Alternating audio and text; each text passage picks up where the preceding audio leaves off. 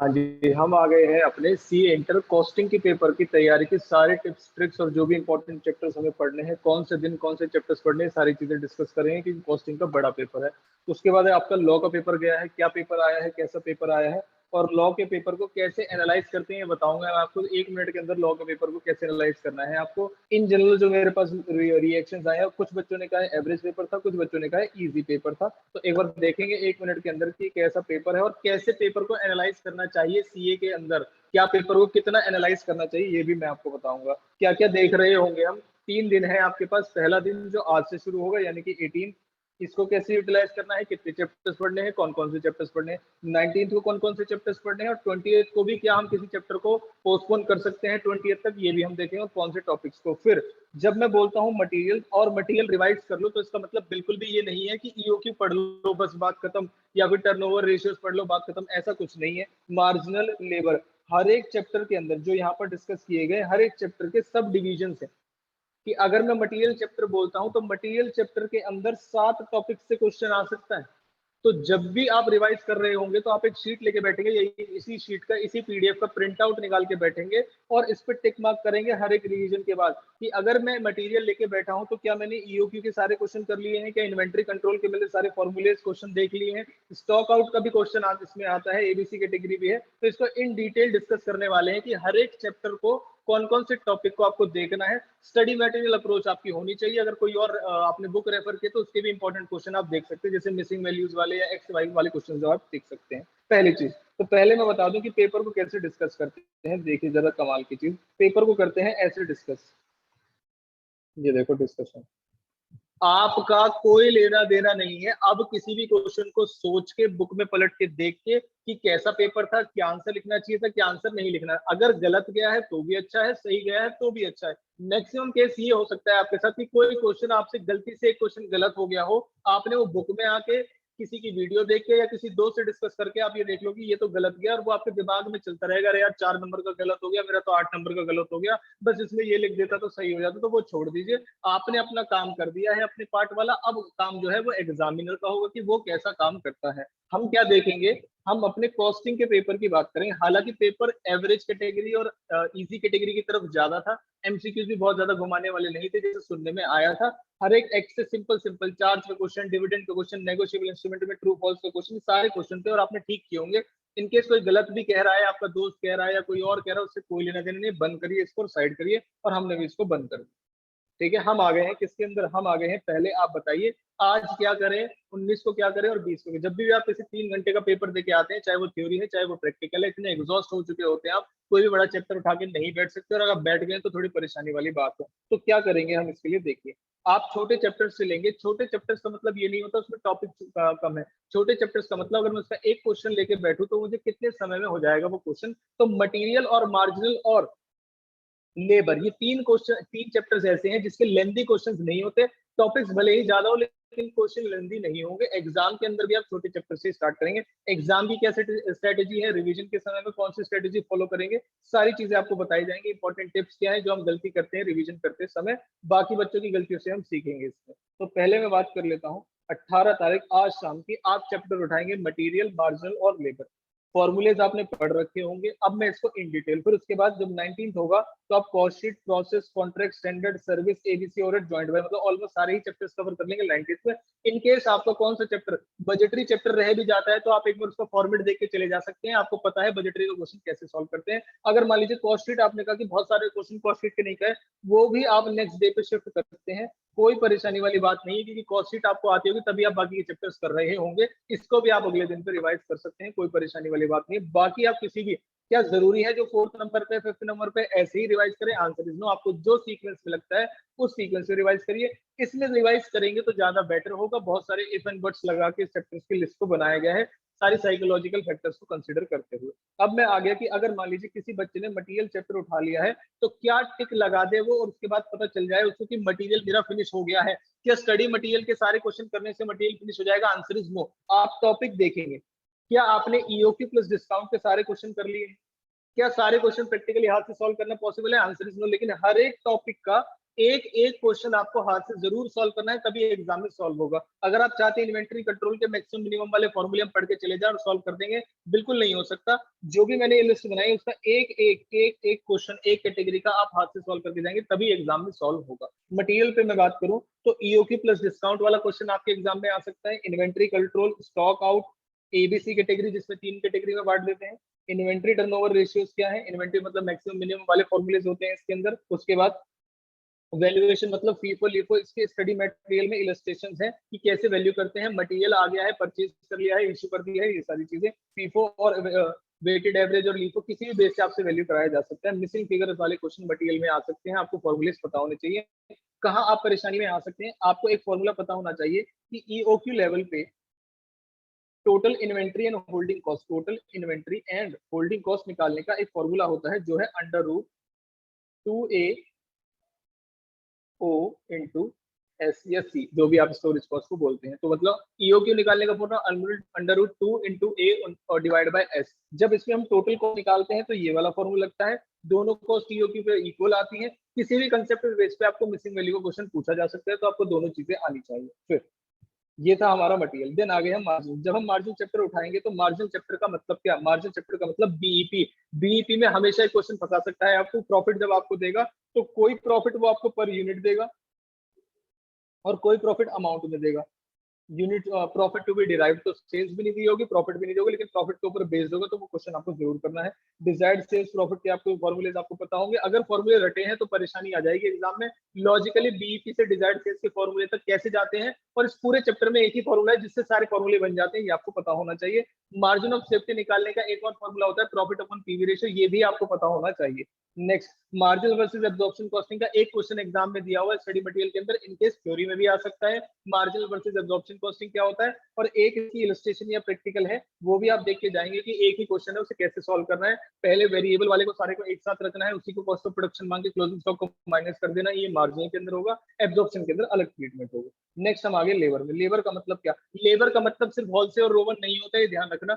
Labour का मतलब bonus scheme के अंदर होलसेल रोवन तो है ही, कुछ इलस्ट्रेशन ऐसी हैं जो बड़ी अटपटी सी हैं, जैसे इंस्टीट्यूट ने सिखाया आप वैसा सीख लेंगे और इसका ट्रीटमेंट कर देंगे। जिसमें से एक इलस्ट्रेशन है ओवर टाइम ट्रीटमेंट, क्योंकि ये यूजुअली होता है नहीं होता है, इसे कॉस्ट का पार्ट माना जाता है या नहीं, ये कस्टमर की रिक्वेस्ट पे किया है, तो 3 केस थे उसके अंदर, तीनों के अंदर ट्रीटमेंट अलग होगी। नेक्स्ट, टर्नओवर रेशियोज लेबर के भी होते हैं। फ्लक्स वगैरह मिक्स वाले क्वेश्चन वो बड़े इजी होते हैं। मिसिंग वैल्यू वाला क्वेश्चन किसी में भी डाला जा सकता है, ओवर टाइम ट्रीटमेंट में नहीं डाला जाएगा। होलसेल ओवर में इफेक्टिव आर्ली रेट निकालने वाले क्वेश्चन में आराम से आपको परेशान कर सकता है मिसिंग वैल्यू वाला क्वेश्चन। नेक्स्ट, जब आप जॉइंट एंड बाय प्रोडक्ट उठा रहे होंगे तो आपको पता होना चाहिए कि जो जॉइंट कॉस्ट होती है उसे बांटने के 3 मेथड्स होते हैं, physical units method, market value split of, and कौन सा, एनआरबी मेथड। अगर क्वेश्चन में आपको फर्दर इन्फॉर्मेशन, अगर मेथड बताया हुआ है तो मेथड के हिसाब से चलिए, अगर मेथड नहीं बताया हुआ है तो आप क्या करेंगे, आप एनआरबी मेथड, अगर वहां तक की इन्फॉर्मेशन दी हुई, estimated selling price, estimated expense, तो एनआरबी ही लगाएंगे।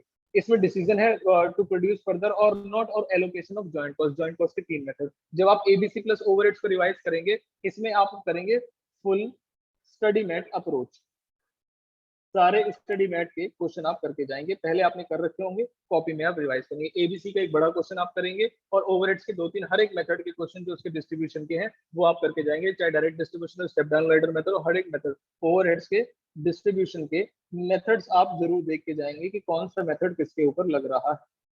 आई होप पॉइंट बिल्कुल क्लियर है यहाँ पर। फिर जब कॉन्ट्रैक्ट उठाओगे तो कॉन्ट्रैक्ट में कोई परेशानी वाली बात नहीं है। पहले जो ओल्ड सिलेबस था उसके अंदर आईपीसीसी के अंदर जो नोशी प्रॉफिट आता था उसे डिस्ट्रीब्यूट करने की बात की जाती थी, तो वो आपके सिलेबस का पार्ट है नहीं। तो कॉन्ट्रैक्ट बिल्कुल सिंपल क्वेश्चन, सारे स्टडी मटेरियल के क्वेश्चन कर जाइए। एक इसके अंदर इलस्ट्रेशन ऐसी है जिसके अंदर आपको वर्क अनसर्टिफाइड निकालने की कंप्यूटेशन, वो क्वेश्चन आप जरूर देके जाइए, जिसमें परसेंटेज ऑफ वर्क कंप्लीटेड भी दिया होता है और प्लस कितने परसेंट कॉन्ट्रैक्ट कंप्लीट हो चुका है वो भी गिवन होता है। तो दोनों से ही आपका वर्क अनसर्टिफाइड निकल के आता है कंप्यूटेशन वाला पॉइंट, जिसमें वर्क अनसर्टिफाइड की कॉस्ट को कंप्यूट करना पड़ेगा। ये इंपॉर्टेंट क्वेश्चन है, एग्जाम में आगे तो 10 नंबर में भी आ सकता है। नेक्स्ट मैं बताऊंगा आपको कौन से जो है टॉपिक्स इंपॉर्टेंट है। नेक्स्ट, जब प्रोसेस कॉस्टिंग में आ गई तो जब आप प्रोसेस कॉस्टिंग को रिवाइज करेंगे तो इसका मतलब बिल्कुल भी ये नहीं होता कि फीफो मेथड और इक्विवेलेंट प्रोडक्शन ही सब कुछ होता है प्रोसेस के अंदर। प्रोसेस के अंदर 3 टॉपिक्स हैं।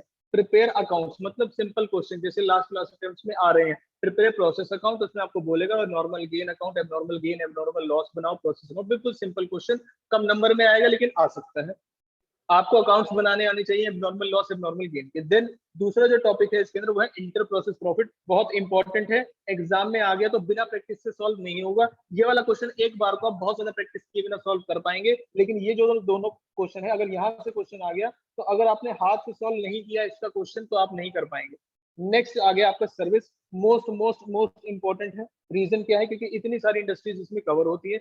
सबसे ज्यादा जो इंपॉर्टेंट इंडस्ट्री है वो है ट्रांसपोर्ट। ऐसा मान के कुछ बच्चे सिर्फ ट्रांसपोर्ट ही पढ़ के जाते हैं, हालांकि इलस्ट्रेशन और प्रैक्टिकल आपके हर एक इंडस्ट्री की दी हुई है। और एग्जाम में टोल का क्वेश्चन भी आया है, एजुकेशनल इंस्टीट्यूट का क्वेश्चन भी आया है, होटल का भी क्वेश्चन आया है, हॉस्पिटल का भी क्वेश्चन आया है, हर तरीके के क्वेश्चन आए हैं। तो ट्रांसपोर्ट इंपॉर्टेंट है यस, लेकिन सिर्फ ट्रांसपोर्ट आएगा इसमें से ऐसा कुछ भी नहीं है। तो आपको सारे पढ़ने हैं, एक एक बार फॉर्मेट देख के चले जाएंगे तो आपको पता चल जाएगा। एक छोटी सी बात इसमें यह है कि जो आप स्टैंडिंग और रनिंग के खर्चों को डिस्ट्रीब्यूट करते हैं वो किसी और इंडस्ट्री में करके दिखाने की जरूरत नहीं होती है। तो आप इंश्योर कर सकते हैं कि ट्रांसपोर्ट में तो बड़ा दिमाग लगाना पड़ता है कैसे स्टैंडिंग रनिंग में लगाना है, लेकिन आपको इसमें टोटल खर्चा करके उसके बेस पे तो आप इनके फॉर्मेट्स और एक एक क्वेश्चन हाथ से जरूर करके जाएंगे, वरना क्वेश्चन एग्जाम में सॉल्व नहीं होगा।